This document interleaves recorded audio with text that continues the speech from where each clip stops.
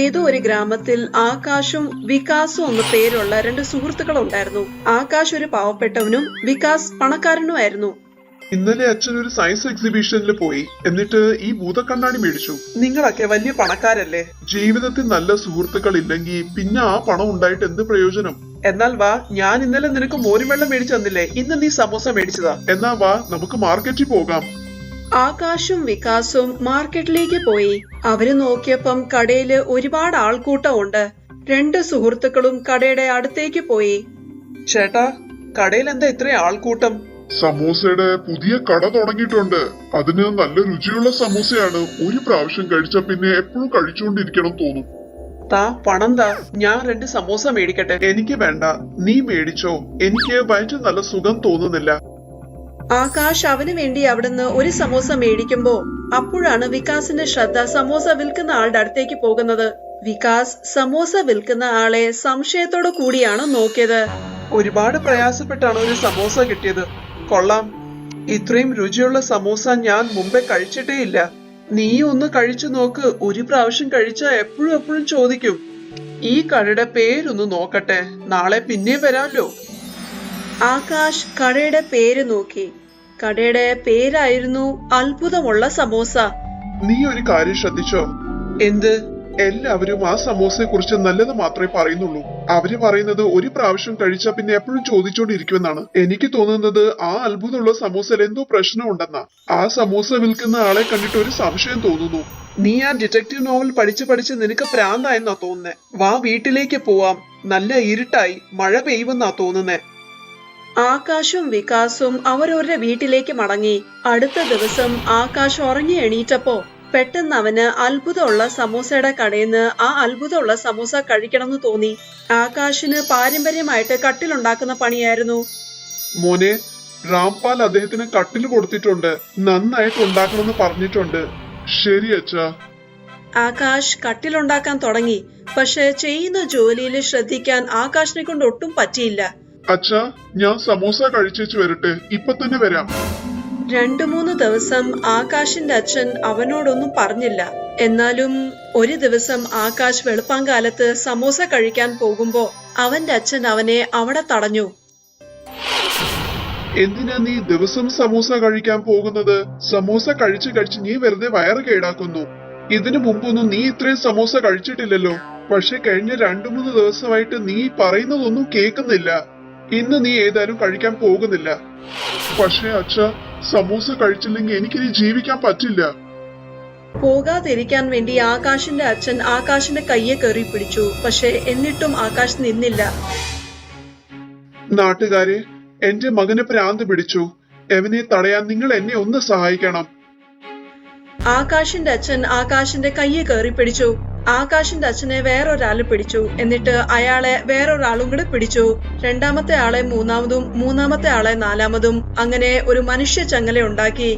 ആകാശ് അവന്റെ അച്ഛന്റെ കയ്യിൽ നിന്ന് അവന്റെ കൈ പറിച്ചെടുത്തു. അങ്ങനെ ആ മനുഷ്യ ചങ്ങല അവിടെ തന്നെ വീണു. ആകാശ് അന്നും പോയിട്ട് സമോസ കഴിച്ചു. അടുത്ത ദിവസം ആകാശിന്റെ അച്ഛൻ വികാസിനെ കാണാൻ അവന്റെ വീട്ടിലേക്ക് പോയി. വികാസ് മോനെ, ആകാശിന് എന്ത് സംഭവിച്ചു എന്ന് അറിഞ്ഞൂടാ. മാർക്കറ്റില് അത്ഭുത സമോസ എന്ന പേരുള്ള പുതിയ കട തുടങ്ങിയിട്ടുണ്ടല്ലോ. ഏതു നേരവും ആ കടയിലെ സമോസ കഴിക്കാനാ പോകുന്നത്. നിങ്ങൾ ഒന്നുകൊണ്ട് പേടിക്കണ്ട അങ്കിൾ, ഞാനെല്ലാം നോക്കിക്കോളാം. അന്ന് രാത്രി അത്ഭുത സമോസയുടെ കടയിലെ ഉടമസ്ഥൻ കടയും പൂട്ടിയേച്ച് തിരിച്ച് വീട്ടിലേക്ക് നടന്നു പോയിക്കൊണ്ടിരുന്നപ്പോ വികാസ് അയാളെ ഒരു ഭൂത കണ്ണാടി വെച്ച് നോക്കി. വികാസ് ആ കടയുടെ ഉടമസ്ഥന്റെ പുറകിൽ തന്നെ ഉണ്ടായിരുന്നു. അധികം താമസമൊന്നും ഇല്ലാതെ നാട്ടിലെ എല്ലാ ആൾക്കാരും സമോസ കഴിക്കാൻ വരും. നമ്മളിനി വലിയ പണക്കാരാകും. വിഡ്ഢിയായ ആ ഗ്രാമത്തിലെ ആൾക്കാർക്ക് ഈ കാര്യം അറിയത്തുമില്ലായിരുന്നു. നിങ്ങൾ ഒരു കെമിസ്റ്റ് ആണ്. ആ സമോസയില് മയക്കുമരുന്ന് ചേർത്തിട്ടുണ്ടെന്ന്. എന്നിട്ട് പിന്നെ അവർക്ക് ആ സമോസ മാത്രം മതിയെന്നേ തോന്നുള്ളൂ. പതുക്കെ പറ, ആരെങ്കിലും കേട്ടിട്ടുണ്ടെങ്കിൽ നമ്മളെ എല്ലാവരും എടുത്തിട്ട് അടിക്കും. പക്ഷേ ഈ കാര്യങ്ങളെല്ലാം വികാസ് കേട്ടു. അടുത്ത ദിവസം വികാസ് കുറച്ച് ആൾക്കാരെ കൂട്ടിയിട്ട് ആ അത്ഭുത സമോസയുടെ കടയുടെ മുമ്പിലേക്ക് പോയി. എന്താ പ്രശ്നം? നിങ്ങൾ എല്ലാവരും എന്തിനാ ഇവിടെ വന്നത്? ഈ കാര്യം ഞങ്ങൾ നിങ്ങളോട് പിന്നീട് പറയാം. മുഖിയ ചിറ്റപ്പ, ആദ്യം നിങ്ങൾ സമോസ കഴിക്ക്. മുഖിയ ചിറ്റപ്പൻ ആ സമോസ കഴിച്ചു. ഇനിയും സമൂസ കഴിക്കണം എന്നാണ് എന്റെ മനസ്സ് എന്നോടിപ്പോ പറയുന്നത്. മര്യാദയ്ക്ക് സത്യം പറയണം. നീ നിന്റെ സമോസയിൽ എന്താ ചേർക്കുന്നത്? എന്റെ സമോസയില് ഉരുളക്കിഴങ്ങും അതിന്റെ മസാല അല്ലാതെ വേറെ ഒന്നും ചേർക്കില്ല. സത്യം തുറന്നു പറഞ്ഞോണം, ഇല്ലെങ്കിൽ ഞാനിപ്പോ പോലീസിനെ വിളിക്കും. പോലീസ് എന്ന് കേട്ടപ്പോ തന്നെ ആ കടയുടെ ഉടമസ്ഥൻ പേടിച്ചുപോയി. എന്നിട്ട് ചെയ്ത തെറ്റെല്ലാം ഏറ്റു പറഞ്ഞു. നിങ്ങൾ എല്ലാവരും എന്നോട് ക്ഷമിക്കണം. എന്റെ വിൽപ്പന കൂട്ടാൻ വേണ്ടി മാത്രമാണ് ഞാൻ എന്റെ സമോസയില് മയക്കുമരുന്ന് ചേർക്കുന്നത്. എന്നാലേ ആൾക്കാരിൽ സമോസ കഴിക്കാനുള്ള ആഗ്രഹം കൂടൂ. എന്നിട്ട് അവര് എപ്പോഴും സമോസ കഴിക്കാൻ വേണ്ടി എന്റെ കടയിലേക്ക് വരും. വികാസ് എത്രയും പെട്ടെന്ന് പോലീസിനെ വിളിപ്പിച്ചു. പോലീസ് അവിടെ എത്തി ആ കെമിസ്റ്റിനെ അറസ്റ്റ് ചെയ്തു. അതുകൊണ്ടല്ലേ ഞാൻ നിന്നോട് എപ്പോഴും പറയുന്നത്, പുറത്തുണ്ടാക്കുന്ന സാധനങ്ങൾ എപ്പോഴും അധികം ഒന്നും കഴിക്കാൻ പാടില്ലെന്ന്.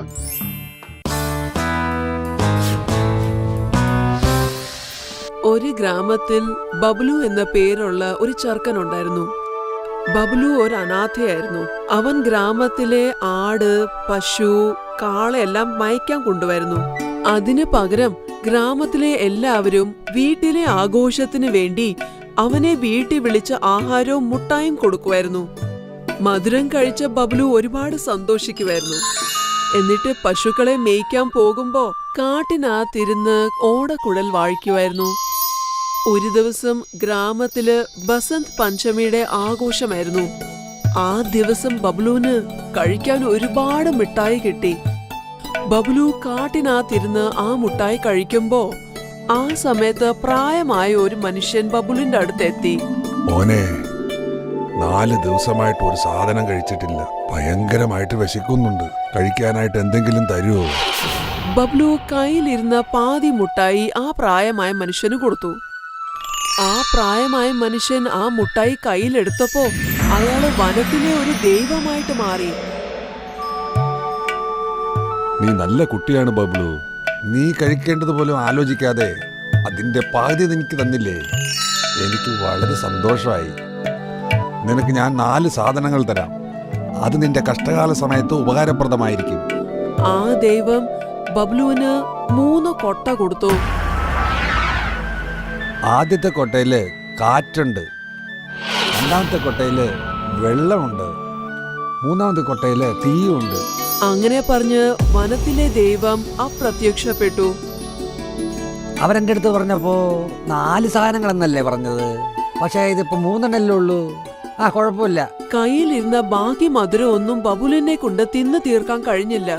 എന്നിട്ട് നിലത്തൊരു കുഴി കുഴിച്ചേച്ച് മുട്ടായി എല്ലാം അതിനകത്തിട്ടു. അടുത്ത ദിവസം ബബ്ലു തിരിച്ച് ആ സ്ഥലത്ത് തന്നെ എത്തിയപ്പോ അയാള് ശ്രദ്ധിച്ചു നോക്കി. അയാള് കുഴിച്ചിട്ടിരുന്ന മിഠായിയുടെ സ്ഥലത്ത് മിഠായിയുടെ ഒരു മരം തന്നെ കിളിച്ചു വന്നിട്ടുണ്ട്. അതില് ഇഷ്ടപ്പെട്ട ഒരുപാട് മിഠായികൾ ഉണ്ടായിരുന്നു. ഒരുപക്ഷേ ഇത് ആ വനദേവൻ കൊടുത്തയച്ച വരമായിരിക്കുമോ? ബബ്ലു ആ മരത്തില് വലിഞ്ഞു കയറി. എന്നിട്ട് അവിടെ മിഠായി ഇരുന്നുകൊണ്ട് കഴിച്ചു. ആ സമയത്ത് ആ കാട്ടിക്കൂടെ പ്രായമായ ഒരു യക്ഷി പോകുന്നുണ്ടായിരുന്നു. അവര് മരത്തിലിരിക്കുന്ന ബബ്ലുവിനെ കണ്ടു. കൊള്ളാമല്ലോ, ഇന്ന് കഴിക്കാൻ പറ്റിയ ഒരു സാധനത്തിനെയാ കിട്ടിയത്. എവനെ പിടിച്ച് ഞാൻ നല്ല മസാലയൊക്കെ ഇട്ടിട്ടായിരിക്കും കഴിക്കുന്നത്. പക്ഷെ ആദ്യം ചെയ്യേണ്ടത് എവനെ മരത്തേന്ന് താഴെ ഇറക്കണം. പ്രായമായ ആ യക്ഷി നല്ല ഭംഗിയുള്ള ഒരു സ്ത്രീയുടെ രൂപത്തിൽ വന്നു. എന്നിട്ട് മിഠായിയുടെ മരത്തിന്റെ അടിയിൽ ചെന്നിട്ട് നേരെ ബബ്ലുവിനോട് പറഞ്ഞു, അല്ല ബബ്ലു മോനെ, മരത്തേൽ എന്തുമാത്രം മിഠായിയാണുള്ളത്? ഇതേന്ന് കുറച്ച് മിഠായി പറിച്ച് എനിക്കൂടെ തന്നാൽ എനിക്കും കഴിക്കാൻ പറ്റുമല്ലോ. ഞാൻ സ്വീറ്റ് താഴേക്കിടാം, നീ കഴിച്ചോട്ടോ. അല്ല മോനെ, നീ മിഠായി പറിച്ച് താഴോട്ട് എറിഞ്ഞാൽ ആ മിഠായി അഴുക്കായി പോവില്ലേ? അല്ല മോനെ, എന്റെ സാരി എല്ലാം അഴുക്കാവില്ലേ? അതിന് നാറ്റം വരാൻ തുടങ്ങും. നീ താഴെ ഇറങ്ങി എനിക്ക് കുറച്ച് മിഠായി തന്നില്ലേ? ബബ്ലു പ്രായമായ യക്ഷയുടെ ചതിയും വഞ്ചനയും മനസ്സിലാക്കാൻ കഴിഞ്ഞില്ല. അവൻ ആ മരത്തേന്ന് താഴോട്ട് ഇറങ്ങിയപ്പോ പ്രായമായ യക്ഷി അവരുടെ യഥാർത്ഥ രൂപത്തിലേക്ക് തിരിച്ചു വന്നു.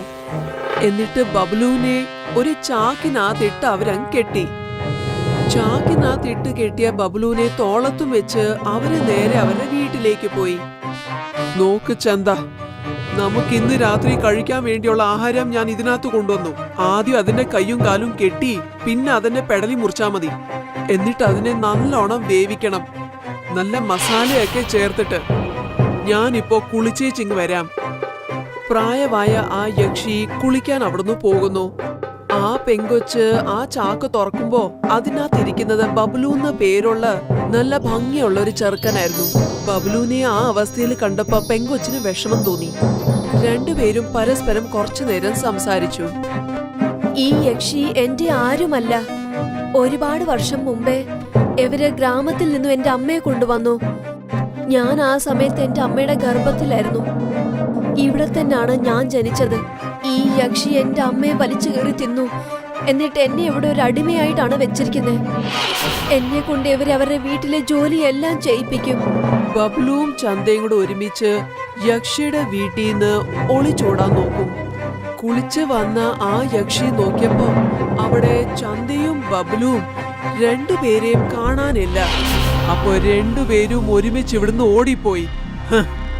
യക്ഷി അവരുടെ പുറകിൽ തന്നെ ഓടാൻ തുടങ്ങി. ചന്ത ഇടയ്ക്ക് തിരിഞ്ഞു നോക്കി. ആ യക്ഷി നമ്മുടെ പുറകിൽ തന്നെ ഉണ്ടല്ലോ, ഇനി നമ്മൾ എന്തു ചെയ്യും? അപ്പോഴാണ് ബബ്ലുവിന് വനദേവത കൊടുത്ത് 3 കൊട്ട ഓർമ്മ വന്നത്. നീ ഒന്നുകൊണ്ട് പേടിക്കണ്ട, ആ പിശാചിനെ ഞാൻ ഇപ്പൊ ഇവിടെ തന്നെ ഓടിക്കാം. ബബ്ലു ഏറ്റവും ആദ്യം ചുഴലിക്കാറ്റുള്ള കൊട്ടയാണ് തുറക്കാൻ പോകുന്നത്. പക്ഷെ ഭയങ്കരമായ ആ ചുഴലിക്കാറ്റിന് മുമ്പിലും ആ യക്ഷി തോൽവി സമ്മതിച്ചില്ല. അവര് പിന്നെയും അവരുടെ പുറകിൽ തന്നെ ഓടാൻ തുടങ്ങി. ഇത് കണ്ടിട്ട് ഇത് നിക്കണമാര് തോന്നുന്നില്ലല്ലോ. പിന്നെ ബബ്ലു കനത്ത മഴയുടെ കൊട്ടയാണ് അവരുടെ മുമ്പിൽ തുറക്കുന്നത്. ആ യക്ഷി നന്നായി പരിക്കേറ്റു. പക്ഷെ അവരിപ്പോഴും അവരുടെ പുറകിൽ തന്നെ ഓടുന്നുണ്ട്. ബബ്ലുവും ചന്തയും ഓടി ഓടി നേരെ ഗ്രാമത്തിൽ ചെന്ന് എത്തുന്നു. ഗ്രാമത്തിലുള്ള എല്ലാവരും അവരുടെ അടുത്ത് വന്ന് അവരോട് ചോദിച്ചു, എന്താ കുട്ടികളെ, എന്താ ഓടിക്കൊണ്ടിരിക്കണേ? ആ വയസ്സി പിശാച് ഞങ്ങളെ രണ്ടുപേരെയും ഓടിച്ചിട്ടിരിക്കുവാണ്. ആ പിന്നെ ഞങ്ങളും അത് കണ്ടുകൊണ്ടാണ് പേടിച്ചോണ്ടിരിക്കുന്നത്. എന്ത് ചെയ്യാനാ? തന്ത, ഇനിയിപ്പോ നമ്മൾ ആ പിശാചിനെ കൊന്നേ പറ്റൂ. ഗ്രാമത്തിലുള്ളവരെല്ലാം അതിനെ കണ്ട് പേടിച്ചോണ്ടിരിക്കുക. ഒരു പക്ഷെ നമ്മൾ അതിനെ കൊന്നില്ലെങ്കിലുണ്ടല്ലോ, അത് നമ്മളെ കൊല്ലുന്നാ തോന്നണേ. അവസാനം ബബ്ലു തീയുടെ കൊട്ടയാണ് തുറക്കുന്നത്. പ്രായമായ ആ യക്ഷി ആ തീയില് കരിഞ്ഞുപോയി. അപ്പോഴാണ് ഗ്രാമത്തിലെ മുഖിയ ആ സ്ഥലത്തെത്തുന്നത്. കുട്ടികളെ, നിങ്ങൾ നല്ലൊരു ജോലിയാ ചെയ്തത്. ആ പിശാചിന്റെ അടുത്തുനിന്ന് ഈ ഗ്രാമത്തിലുള്ള എല്ലാവരെയും നിങ്ങൾ രക്ഷിച്ചു. ഈ ഗ്രാമത്തിലുള്ള പശുക്കളെ എല്ലാം തിന്നു തീർത്തു. നിങ്ങൾക്കൊരു സമ്മാനമായിട്ട് ഞാൻ നല്ലൊരു വീട് തരുന്നതാണ്. ഗ്രാമത്തിലെ ആൾക്കാര് ബബ്ലു പിന്നെ ചന്തയുടെയും വിവാഹം നടത്തി കൊടുത്തു. പിന്നെ ബബ്ലുവും ചന്തയും ഒരുമിച്ച് താമസിച്ച് ഒരുപാട് സന്തോഷത്തോടു കൂടി കഴിഞ്ഞു. കവിതയുടെയും കിഷന്റെയും വീട്ടിന്റെ പുറത്തായിട്ട് അവർക്കൊന്ന് കുറച്ച് വസ്തു ഉണ്ടായിരുന്നു. അതിലവർ തക്കാളി കൃഷി ചെയ്തിരുന്നു. ചേട്ടാ, ആഹാരം കഴിക്കാം, ഒന്ന് വരൂ. ആ ഇതോ ഞാൻ വരാം. ഇവിടെ തക്കാളി ചെടിക്ക് ഞാൻ വെള്ളം ഒഴിച്ചോണ്ടിരിക്കാണ്. കിഷൻ ആഹാരം കഴിക്കാനായി വീട്ടിലേക്ക് വന്നപ്പോൾ എത്ര നേരമായി ഞാൻ നിങ്ങളെ വിളിക്കുക. ഇപ്പോൾ നോക്കൂ, ആഹാരമൊക്കെ തണുത്തുപോയി. എന്നെ കൊണ്ട് എന്താ നീ ചെയ്യാൻ പറയുന്നത്? തക്കാളി ചെടിക്കൊക്കെ ഞാൻ വെള്ളം ഒഴിച്ചിട്ടില്ലെങ്കിൽ പിന്നെ തക്കാളി ചെടി എങ്ങനെ വളരും? നീ തന്നെ പറ. ശരി ശരി, വേഗം ഭക്ഷണം താ. തക്കാളി വാങ്ങാൻ വേണ്ടി വ്യാപാരികൾ വരുന്നുണ്ട്. ശരി ശരി. കവിത കിഷന് ആഹാരം നൽകി. കിഷൻ ആഹാരം കഴിക്കാൻ തുടങ്ങി. അദ്ദേഹം കഴിച്ചു തീർക്കാൻ സമയത്ത് ഒരു വ്യാപാരി അവിടേക്ക് വന്നു. കിഷൻ, അതോ വന്നു. ഈ പ്രാവശ്യം മണ്ടി അത്ര ഒന്ന് പോരാ. അതുകൊണ്ട് കിലോ തക്കാളിക്ക് ഞാൻ 15 റുപ്യ തരാൻ പറ്റുള്ളൂ. ഇത് വളരെ കുറവായിട്ടുണ്ട് ചേട്ടാ. ഇത് നോക്കു മോനെ, ഇതാണ് എന്റെ വില. നീ ഒന്ന് ആലോചിച്ച് നോക്ക്. പക്ഷെ നഗരത്തിലുള്ള തക്കാളിക്ക് വില കിലോന് 30 റുപ്യല്ലേ വെക്കുന്നത്. ചില സമയത്തൊക്കെ അത് ബസാറിൽ വെക്കുമ്പോൾ ഭയങ്കര കുറവായിട്ടാ വെക്കുക. എത്രയോ തക്കാളി നഷ്ടപ്പെട്ടു പോകുന്നു. അത് ആരെങ്കിലും വാങ്ങുന്നുണ്ടോ? പിന്നെ തക്കാളി നോക്കാൻ വേണ്ടി ഒരു ആളും നമ്മൾ വെക്കുന്നുണ്ട്. ആ ആൾക്കൊരു കൂലിയും കൊടുക്കണ്ടേ? കുറെ ചെലവുണ്ട് കിഷൻ മോനെ, നിനക്കതൊന്നും അറിയില്ല. പക്ഷെ ചേട്ടാ, 15 റുപ്യ വല്ലാതെ കുറവാണ്. നിങ്ങൾ മനസ്സിലാവുന്നുണ്ടോ? ഇത് നോക്കും മോനെ, എന്നെ കൊണ്ട് എനിക്ക് കൂടെ ഒരു 17 റുപ്യ തരാൻ പറ്റുള്ളൂ. നിനക്കത് ഓക്കെ ആണെങ്കിൽ സമ്മതിക്കേ. കിഷന് എന്ത് ചെയ്യണമെന്ന് മനസ്സിലായില്ല. പക്ഷേ തക്കാളികളെ വിറ്റേ പറ്റൂ. ശരി ചേട്ടാ, അത് തന്നെ തന്നേക്ക്. എത്ര കിലോ തക്കാളി ഉണ്ട്? ഒരു 200 കിലോ ഉണ്ട് ചേട്ടാ. ശരി മോനെ, കിലോ 200-ന് 17 ഇട്ടാൽ മൊത്തം 3400 റുപ്യ വരുന്നുണ്ട്. ദാ പിടിച്ചോ. ആ വളരെ നന്ദിയുണ്ട് ചേട്ടാ. ആ വ്യാപാരി തക്കാളിയൊക്കെ വാങ്ങിക്കൊണ്ട് അവിടെ നിന്നും തിരിച്ചു. പിന്നീട് കിഷൻ സങ്കടത്തോടെ വീട്ടിനകത്തേക്ക് പോയി. എന്തുപറ്റി? നല്ല വില ലഭിച്ചില്ലേ? നഗരത്തിലൊക്കെ ഒരു കിലോ തക്കാളി 30 റുപ്യാണ് വിൽക്കുന്നത്. നമുക്കാണെങ്കിൽ 17 റുപ്യ കിട്ടുന്നുള്ളൂ. ഇതൊക്കെ വളരെ അന്യായമാണ്. പക്ഷെ നമ്മൾ ഈ തക്കാളി വിറ്റില്ലെങ്കിൽ ഇതൊക്കെ നാശായി പോവും. നിങ്ങൾ തന്നെ നഗരത്തിലേക്ക് പോയി തക്കാളി വിറ്റിട്ട് വന്നൂടെ? ഞാൻ നഗരത്തിൽ പോയി തക്കാളി വിൽക്കാൻ പോയാൽ ഇവിടെയുള്ള തക്കാളിയൊക്കെ ആര് നോക്കും? ഇനി മുതൽ അതൊക്കെ ഞാൻ നോക്കാം. പക്ഷെ അത് എങ്ങനെ? നീ വീട്ടു ജോലി നോക്കുവോ അല്ലെങ്കിൽ തോട്ടത്തിലുള്ള ജോലി നോക്കുവോ? നിങ്ങൾ വിഷമിക്കേണ്ട, ഞാൻ രാവിലെ തന്നെ വീട്ടിലുള്ള ജോലിയൊക്കെ തീർത്തിട്ട് നമ്മുടെ കൃഷിയും നോക്കിക്കൊള്ളാം. മാത്രമല്ല കൃഷി ചെയ്യാൻ നിങ്ങൾ എനിക്ക് പഠിപ്പിച്ചു തന്നിട്ടുണ്ട്. അത് സത്യാണ്.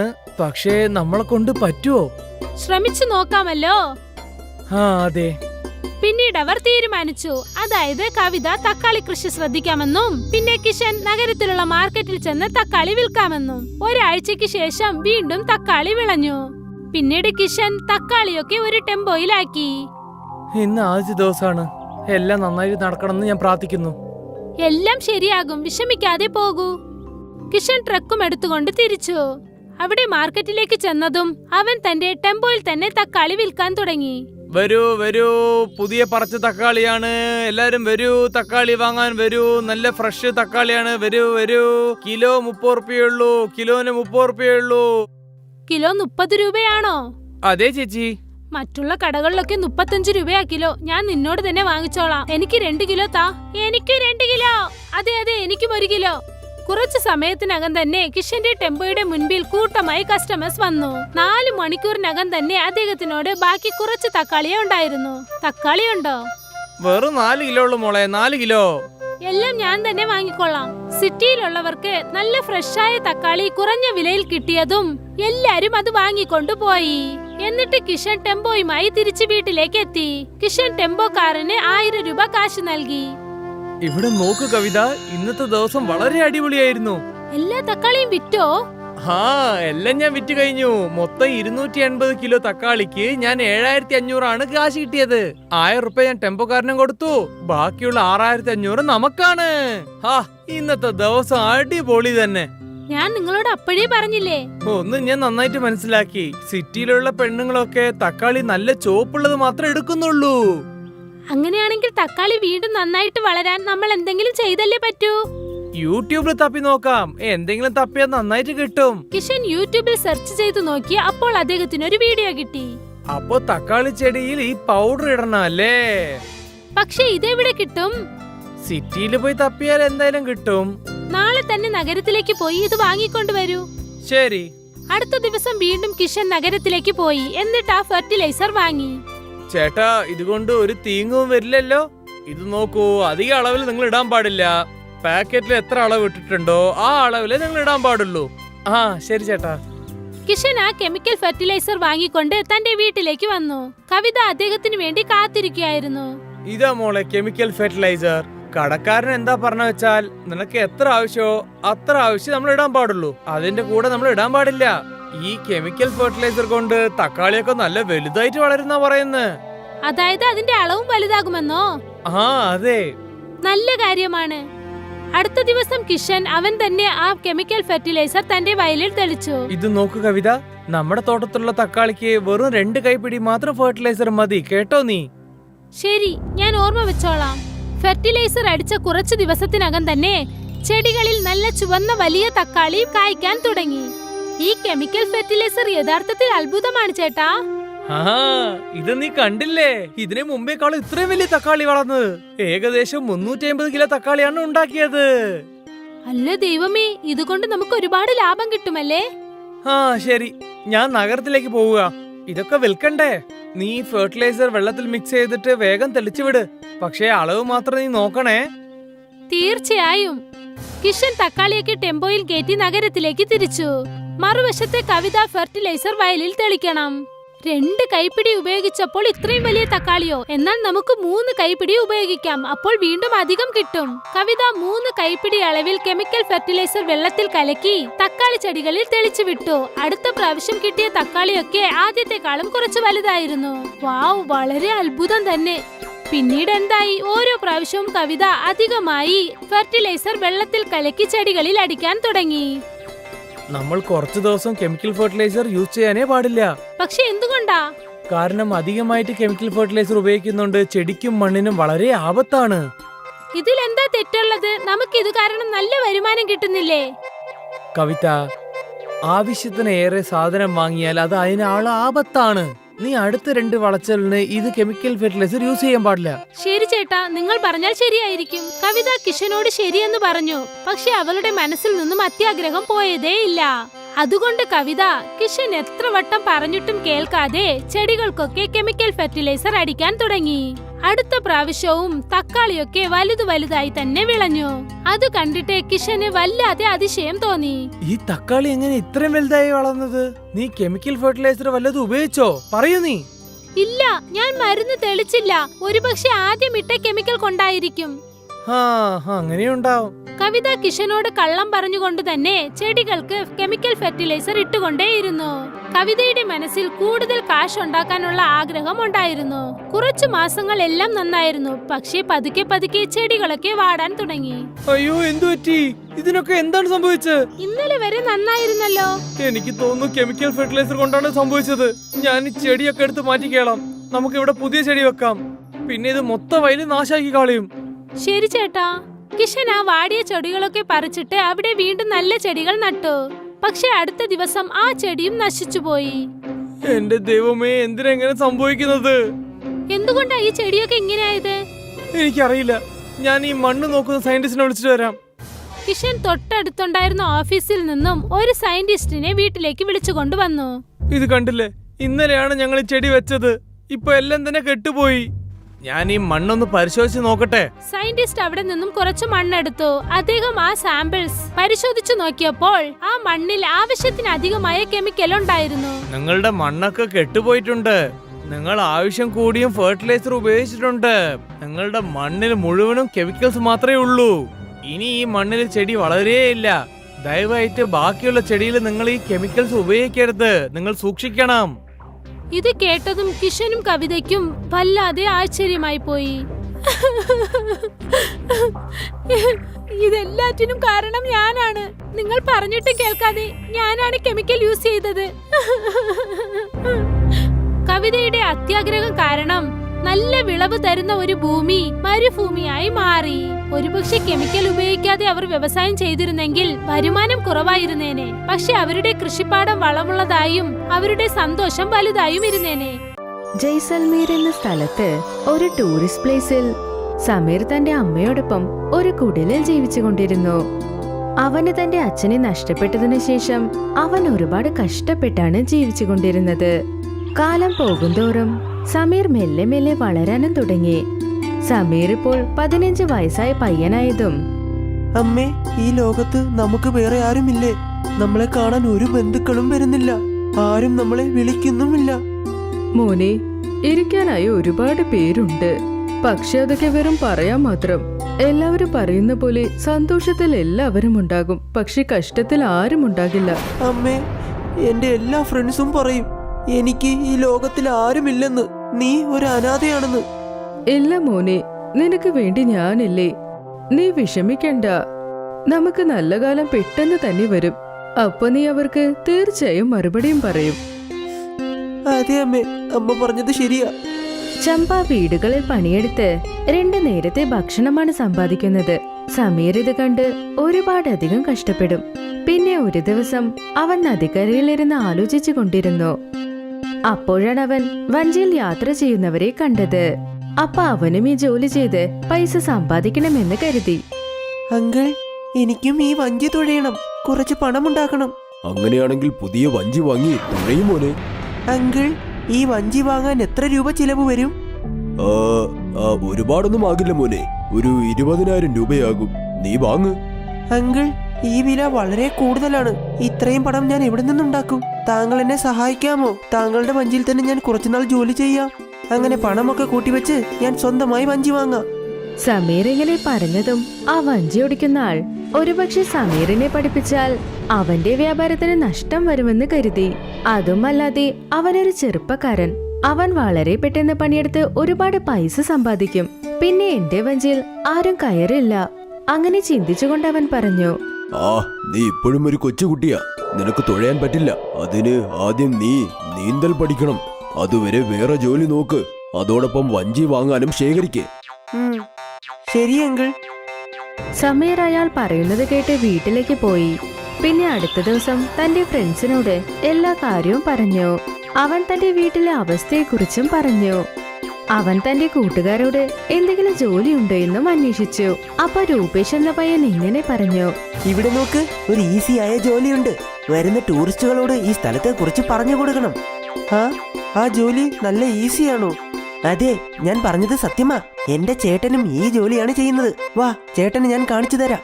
ജോലി മനസ്സിലാക്കി നീ അത് ചെയ്യ്. സമീർ ഉടനെ ചെന്ന് രൂപേഷിന്റെ ഫ്രണ്ടിനെ കണ്ടു. അവൻ ആ പയ്യൻ പറഞ്ഞുകൊടുത്ത ജോലി പഠിച്ച് അത് തന്നെ ചെയ്യാൻ തുടങ്ങി. സമീർ ജോലിക്ക് പോകുന്നത് കൊണ്ട് അവന്റെ വീട്ടിലെ അവസ്ഥയും ഇപ്പോൾ ഭേദമായി. പിന്നെ അവൻ അവന്റെ അച്ഛന്റെ വരണ്ടുപോയ ഭൂമിയിൽ അവന്റെ അമ്മയോടൊപ്പം ചേർന്ന് ധാന്യങ്ങളും വിതച്ചു. ഈ ജോലിയിൽ എന്നെയും കൂടെ കൂട്ടിയതിന് നിനക്ക് ഒരുപാട് നന്ദി. ഇതിലൂടെ എനിക്ക് എന്റെ കുടുംബത്തിനെ നോക്കാൻ പറ്റുന്നുണ്ട്. അയ്യോ, കൂട്ടുകാരെയൊക്കെ ജോലിക്ക് കയറ്റിയതിന് എന്തിനാ താങ്ക്സ് ഒക്കെ? താങ്ക്സ് ഒന്നും പറയണ്ട. മോനെ, ഇതാ അരിമാവ് കൊണ്ടുണ്ടാക്കിയ സമൂസ റെഡിയായി. കുറച്ചിത് കഴിച്ചു നോക്കി എങ്ങനെയുണ്ടെന്ന് പറ. അതെ ആന്റി, അതെ, ഞാൻ പറയാം.